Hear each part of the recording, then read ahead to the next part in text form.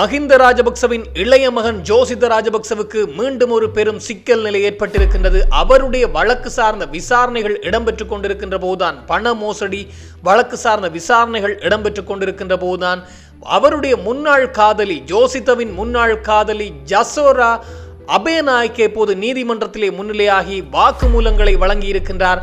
இந்த ஜோசித ராஜபக்சவை காட்டிக் கொடுத்திருக்கின்றார் என்ற அடிப்படையிலே தான் சொல்ல வேண்டும். அத்தனை உண்மைகளையும் சொல்லி இருக்கின்றாராம். மேலும் என்னுடைய கணவரை காப்பாற்றுங்கள் என்ற அடிப்படையிலே மீண்டும் சுரேஷ் சாலேவினுடைய மனைவி இந்த மனித உரிமைகள் ஆணைக்குழுவினுடைய காலிலே சென்று விழுந்திருப்பதாகவும் செய்திகள் வெளியாகி இருக்கின்றது.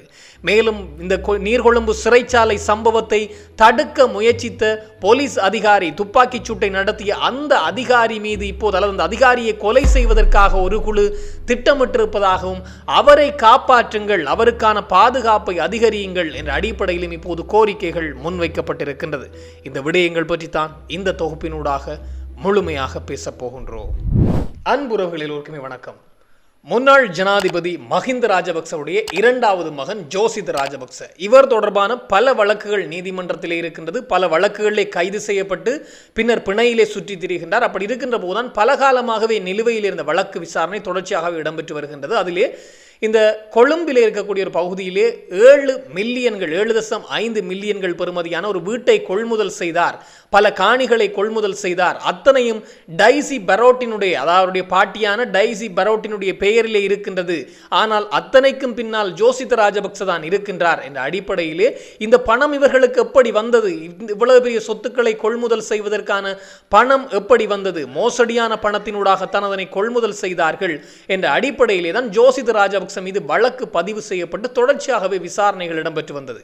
நேற்றைய தினம் இது தொடர்பான வழக்கு அழைக்கப்பட்ட போது மிக பெரும் திருப்பம் அல்லது மிக முக்கியமான சாட்சியம் ஒன்று முன்னிலையாகி இருக்கின்றார்கள். குறிப்பாக ஜோசித ராஜபக்சவுடைய முன்னாள் காதலி ஜசோரா அபேநாயக்க என்று சொல்லப்படுகின்ற ஜோசித ராஜபக்ச இவரைத்தான் திருமணம் செய்ய போகின்றார் என்றெல்லாம் உறுதியாகி இருந்ததாம். மோதிரம் கூட மாற்றப்பட்டது என்ற அடிப்படையிலும் ஒரு தகவல் இருக்கின்றது. ஆனால் பின்னர் இடம்பெற்ற சில முரண்பாடுகள் காரணமாக அவர்களுக்கு இடையிலான பிரிவு ஏற்பட்டு விட்டது. அவர்கள் திருமணம் செய்து கொள்ளவில்லை. எனவே இந்த ஜசேரா அபேநாயக்க நேற்றைய தினம் நீதிமன்றத்திலே முன்னிலையாகி இருக்கின்றார். அந்த ஜசேரா அபேநாயக்க பல உண்மைகளை சொல்லி இருக்கின்றாராம். இதிலே சொல்லப்பட்ட உண்மை என்ன ஒன்று பார்க்கின்ற போது, நானும் ஜோசித ராஜபக்சவும் கடந்த 2009 முதல் 2013 இடைப்பட்ட காலப்பகுதியிலே காதலித்து வந்தது உண்மைதான். திருமணம் செய்ய போகின்றோம் என்பது உறுதியானதால் நாங்கள் காதலித்து வந்தோம். அந்த காலகட்டத்திலே ஜோசித ராஜபக்ச கடற்படையிலே இருந்தார். நான் CSN என்று சொல்லப்படுகின்ற தொலைக்காட்சி நிறுவனத்தினுடைய நிறைவேற்று அதிகாரியாக நான் இருந்தேன் என்ற அடிப்படையிலே உண்மையை ஒப்புக்கொண்டிருக்கின்றார். எனவே அந்த காலப்பகுதியில் நாங்கள் திருமணம் செய்து கொள்வதற்காக காதலித்து வந்தோம். ஆனால் பிற்பட்ட காலங்களில் ஏற்பட்ட சில பிரச்சனைகள், அதிலும் அவர் சுட்டிக்காட்டியிருக்கின்ற விடயம், தங்களுக்கு பொருத்தம் போதவில்லையாம். பொருத்தம் பொருந்தி போகாத காரணத்தினால் நாங்கள் திருமண பந்தத்திலே இருந்து பிரிந்து கொண்டோம் என்ற அடிப்படையிலே ஜசேரா அபேநாயக்க சொல்லியிருக்கின்றார். அவர் எதற்காக அங்கே வரவழைக்கப்பட்டார் என்றால், அந்த வீடு, அதாவது மோசடியாக ஜோசித ராஜபக்ச பெற்றுக்கொண்டார் அல்லது மோசடியாக கிடைத்த பணத்தினூடாக அந்த வீட்டை பெற்றுக்கொண்டார் என்றுதான் அங்கே வழக்கு தொடுக்கப்பட்டு விசாரணைகள் இடம்பெறுகின்றது. அதனுடைய மிக முக்கியமான சாட்சியங்களே இந்த ஜசேரா அபேநாயக்க மிக முக்கியமான சாட்சியம். ஜசேரா அபேநாயக்கனுடைய மாமனார் தான் அந்த வீட்டை ஜோசிதவுக்கு வாங்கி கொடுத்திருக்கின்றாராம் என்ற விடயமும் தெரிய வந்து அவரும் விசாரணைக்கு அழைக்கப்பட்டிருந்தார் அந்த இடத்தில். எனவே ஜசேரா அபேநாயக்க சொல்லிவிட்டார், தன்னுடைய மாமா வசந்த ஜெயசூரிய தான் இந்த ஜோசித ராஜபக்சவை எனக்கு அறிமுகப்படுத்தினார் என்ற அடிப்படையில், அதாவது தன்னுடைய மாமாவான இந்த வசந்த ஜெயசூரியனுடைய வீட்டிற்கு அருகாமையில் ரத்நாயக்க என்று சொல்லப்படுகின்ற நபருடைய வீடு இருந்ததாம். அந்த ரத்நாயக்க குறிப்பிட்ட காலங்களாக தன்னுடைய பிள்ளைகளை வெளிநாட்டுக்கு அனுப்பியதன் காரணமாக பண நெருக்கடி ஏற்பட்டிருக்கின்றது. இதனால் அந்த ரத்நாயக்க அந்த வீட்டை விற்பது தொடர்பாக பேசி இருக்கின்றாராம். இதை காதிலே வாங்கி கொண்டிருந்த இந்த ஜசேரா அபேநாயக்கனுடைய மாமா வசந்த ஜெயசூரிய இந்த விடயம் சார்ந்து ஜோசித ராஜபக்சவுக்கு சொல்லி இருக்கின்றாராம். காரணம், அவருக்கு தெரிந்திருக்கின்றது, இந்த ஜோசித ராஜபக்சவும் தன்னுடைய மருமகளான ஜசேராவும் காதலித்து வருகின்றார்கள், திருமணம் செய்ய போகின்றார்கள் என்று தெரிந்திருக்கின்றது. எனவே தன்னுடைய வீட்டுக்கு அருகாமையில் ஒரு வீடு வருகின்றால் அதை எடுத்து போட்டால் ஜோசிதவும் அவருடைய மருமகளும் அங்கே இருந்து கொள்ளலாம் என்பதை அவர் யூகித்து கொண்டு அந்த இடத்தை ஜோசித ராஜபக்சவுக்கு சொல்லி இருக்கின்றாராம். ஜோசிதவும் அதை வாங்குவதற்கு தயாராக இருந்தாராம். இதன் அடிப்படையிலே பத்திரம் மாற்றப்பட்டிருக்கின்றது என்ற விடயத்தை அவர் அங்கே சொல்லி இருக்கின்றார். அவரும் வாக்குமூலம் வழங்கி இருக்கின்றார். அவர் சொன்ன வாக்குமூலங்களிலே ஜோசித ராஜபக்சவுடைய பெயர் மறைக்கப்பட்டதாம். காரணம், அப்போது ஜனாதிபதி மஹிந்த ராஜபக்ச பாதுகாப்பு கருதி வாங்குனருடைய பெயர் மறைக்கப்பட்டு, அதாவது கொடுப்பவருக்கு, வீட்டை விற்பவருக்கு வாங்குபவருடைய பெயர் மறைக்கப்பட்டு தான் பத்திரம் பதிவு செய்யப்பட்டிருக்கிறது. ஆனால் வாங்குபவருடைய பெயர் டைசி பரோட் என்று குறிப்பிடப்பட்டிருக்கிறது. இந்த டைசி பரோட் யார் என்று பார்க்கின்ற போது ஜோசித ராஜபக்சவினுடைய அம்மா சிரந்தி ராஜபக்சவினுடைய சித்தியார் தான் இந்த டைசி பரோட். இப்போதும் அவருக்கு 93 வயதாகின்றது, இப்போதும் இருக்கின்றார். எனவே அந்த டைசி பரோட்டினுடைய பெயரிலே தான் அந்த பத்திரம் பதிவு செய்யப்பட்டிருக்கிறதாம், அந்த வீடு வாங்கப்பட்டிருக்கிறதாம். ஆனால் ஜோசித ராஜபக்ச தான் அதனை முன்னின்று செயற்படுத்தினார் என்ற அடிப்படையிலே இந்த ஜசேரா அபயநாயக்கனுடைய மாமா அந்த வீட்டை ஜோசித ராஜபக்சவுக்கு வாங்கி கொடுத்தவர் அல்லது இடைத்தரகராக செயற்பட்ட மாமனாரான இந்த வசந்த ஜெயசூரிய வாக்குமூலம் வழங்கியிருக்கின்றார். எனவே இந்த விடயத்திலே 2 வாக்குமூலங்கள், ஜசேரா அபயநாயக்கனுடைய வாக்குமூலமும் ஜோசித்து தான் அந்த வீட்டை வாங்குவதற்கு மிக ஆர்வம் காட்டினார் என்பதை சொல்லிக் கொடுத்து விட்டார். காரணம், தாங்கள் திருமணம் செய்த பின்னர் அதில் இருக்கலாம் என்று முடிவு செய்திருக்கின்றார்களாம். அதே போன்று இந்த வீட்டை வாங்கி கொடுப்பதற்கு இடைத்தரகராக செயற்பட்ட ஜசேரா அபயநாயக்கவினுடைய மாமனார் வசந்த ஜெயசூரியவும் சொல்லிவிட்டார், நான் தான் இந்த விடயத்தை ரத்நாயக்க என்பவர் விற்கப் போகின்றார் வீட்டை, எனவே நீங்கள் வாங்குகின்றீர்களா என்று இருவரையும் சேர்த்து விட்டேன். எனவே அந்த வீட்டை 7.5 மில்லியன்கள் வரையிலான பணத்தை கொடுத்து வாங்கியது இந்த ஜோசித ராஜபக்ச தான். ஆனால் பாதுகாப்பு கருதி அவருடைய பெயர் மறைக்கப்பட்டு டைசி பரோட்டினுடைய பெயர் அங்கே பதிவு செய்யப்பட்டிருக்கின்றது என்பது சுட்டிக்காட்டப்பட்டிருக்கின்றது. டைசி பரோட் என்பது ஜோசித்தனுடைய பாட்டி. எனவே இந்த விடயம் மீண்டும் இன்னும் ஒருவரிடம் இது சார்ந்து வாக்குமூலம் பதிவு செய்யப்பட்டிருக்கிறது நேற்றைய தினம். அது யார் என்றால் அந்த கட்டிடக் கலைஞர், அந்த வீட்டின் உட்புறத்தில் இடம்பெற்ற அழகான வடிவமைப்புகளுக்கான கட்டிடக் கலைஞரிடமும் வாக்குமூலம் பெறப்பட்டிருக்கிறது. அவரும் சொல்லியிருக்கின்றார், ஜோசித ராஜபக்சவுடைய உத்தரவின் பேரிலே தான் நான் அந்த வீட்டிற்குள்ளே அழகான செதுக்கல் வேலைப்பாடுகளை செய்தேன் என்ற அடிப்படையிலே அந்த கட்டிட கலைஞரும் சொல்லிவிட்டார். அதிலே ஆன்மீகம் மற்றும் அறிவு சார்ந்த பல விடயங்களை மையப்படுத்தி அந்த உள்ளக அலங்கார வேலைகளை நான் தான் செய்தேன், இதற்கு உத்தரவிட்டது ஜோசித ராஜபக்ச தான் என்பதையும் சொல்லிவிட்டார். எனவே இந்த வழக்கிலே மிக முக்கியமான சாட்சியமாக இப்போது ஜசேரா அபயநாயக்க வாக்குமூலம் வழங்கிவிட்டார்.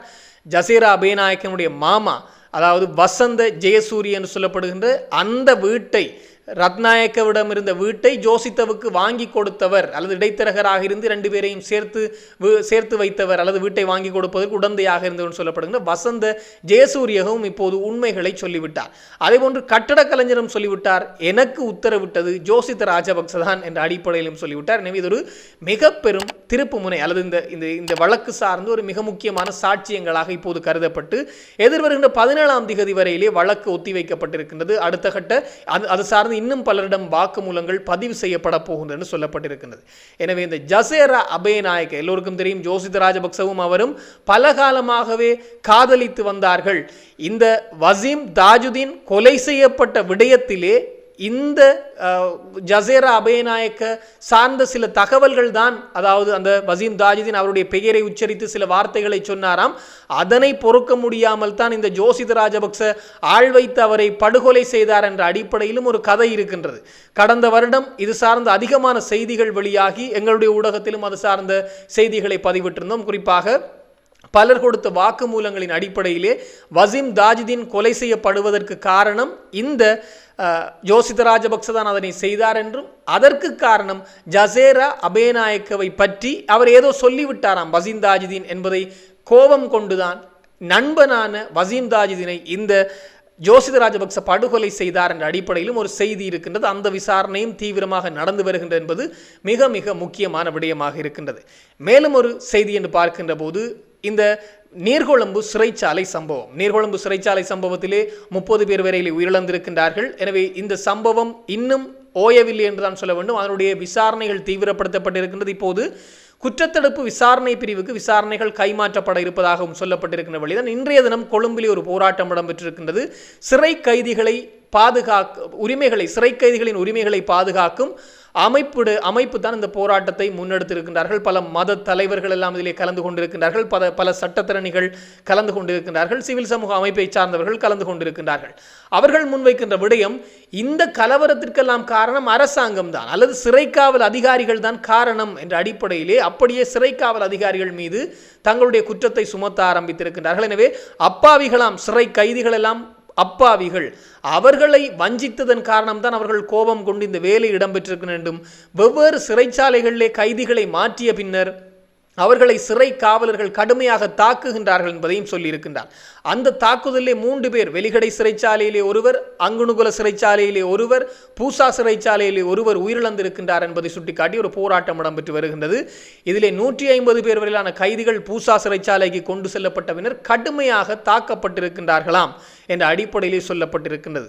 அடித்து கொலை செய்யப்பட்ட அந்த சிறைக்காவல் அதிகாரிகள் எப்படி தாக்கப்பட்டு கொலை செய்திருப்பார்கள் என்பதுதான் மிக முக்கியமான விடயம். ஆனால் இங்கே கைதிகளுக்கு ஆதரவாக களமிறங்கி இருக்கின்றார்கள் இவர்கள். அதிலும் இன்னும் ஒரு சம்பவம் என்று பார்த்தால், இந்த விடயங்களை எல்லாம் முன்னின்று நடத்தியவர் அல்லது இந்த கலவரத்திற்கு காரணமாக இருந்தவர் சொல்லப்படுகின்ற கட்டுவெல்லகம சுரேஷினுடைய இடுப்பை அடித்தே முறித்திருக்கின்றார்களாம் இந்த பூசா சிறைச்சாலைக்குள்ளே வைத்து.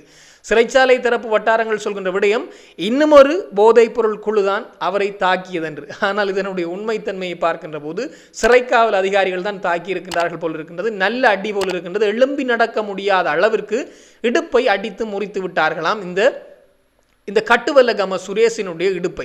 இது சார்ந்தும் இப்போது இந்த கைதிகளின் உரிமைகளை பாதுகாக்கும் அமைப்பு இப்போது களத்தில் இறங்கி இருக்கின்றார்கள். இதையெல்லாம் ஏற்றுக்கொள்ள முடியாது, அவர்கள் பாவம், அப்பாவிகள் என்ற அடிப்படையில் இப்போது கொழும்பிலே போராட்டங்களை மேற்கொள்ள ஆரம்பித்திருக்கின்றார்கள். அதோடு இந்த சிறை கலவரத்தின் போது அதனை தடுப்பதற்காக துப்பாக்கி சூட்டை நடத்திய அதிகாரியை கொல்வதற்கும் இப்போது ஒரு கொலை முயற்சி இடம்பெற்று வருவதாகவும், அவரை சுற்றி ஒரு குழு இப்போது மர்மமாக ரகசியமாக நகர ஆரம்பித்திருக்கின்றது என்ற செய்திகளும் வெளியாகி இருக்கின்றது. குறிப்பாக வெளிநாட்டிலே தலைமறைவாகி இருக்கக்கூடிய பாதாள உலக குழுவை சேர்ந்தவர்களுடைய வழிநடத்தல் இதில் இருக்கலாம் என்று சொல்லப்பட்டு இப்போது அந்த சிறைக்காவல் அதிகாரிக்கான பாதுகாப்பை அதிகரிக்கும்படியான கோரிக்கைகளும் முன்வைக்கப்பட்டிருக்கின்றது. மேலும் சுரேஷ் சாலை தொடர்பான ஒரு விடயம் என்றால், மீண்டும் சுரேஷ் சாலையினுடைய மனைவி மனோரி சாலே இந்த மனித உரிமைகள் ஆணைக்குழுவினுடைய காலிலே சென்று விழுந்திருக்கின்றார். காரணம், என்னுடைய கணவருக்கு மீண்டும் அநியாயம் நடக்கிறது என்ற அடிப்படையிலே. அவருக்கு என்ன அநியாயம் என்று பார்த்தாலாம், அவருடைய சட்டத்தரணியை சந்திக்க விடவில்லையாம். இதான் அவருக்கு நடக்கின்ற அநியாயமாம். ஏற்கனவே அவர் கொழும்பு தேசிய மருத்துவமனையிலே ராஜபோக சுகபோக வாழ்க்கை வாழ்ந்து வருகின்றார். நினைத்தவுடன் சாப்பாடு, நினைத்தவுடன் படிப்பதற்கு தேவையான புத்தகங்கள், ஆக மொத்தத்திலே அவருக்கு எழுதுவதற்கு பென்சிலோ பேனாவோ கொடுக்கவில்லை. காரணம், தற்கொலை எண்ணத்திலே இருப்பதனால் தன்னைத்தானே குத்திக் கொள்ளலாம் என்பதால் கொடுக்கவில்லை. மாறாக படிப்பதற்கு புத்தகம் எல்லாமே கொடுக்கப்படுகின்றது. 3 வேளை நல்ல சாப்பாடு கொடுக்கப்படுகின்றது.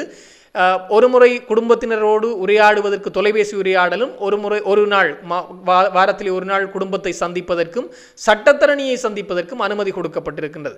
எனவே ஒரு ராஜபோக வாழ்க்கை தான் வாழ்ந்து வருகின்றார் இந்த கொழும்பு தேசிய மருத்துவமனையில் என்பது தெரிந்த விடயம்தான். அப்படி இருக்கின்ற போது இந்த மனோரி சாலே அங்கே மனித உரிமைகள் ஆணைக்குழுவை நாடி சொல்லியிருக்கின்றாராம். ஒரு நாள் அவருடைய சட்டத்தரணியை சந்திப்பதற்கு குற்றத்தடுப்பு விசாரணை பிரிவு அதிகாரிகள் விடவில்லையாம். பக்கத்திலே வந்து அவர்கள் அமர்ந்து விட்டார்களாம். பல விடயங்களை பேச முடியாமல் போய்விட்டதாம்.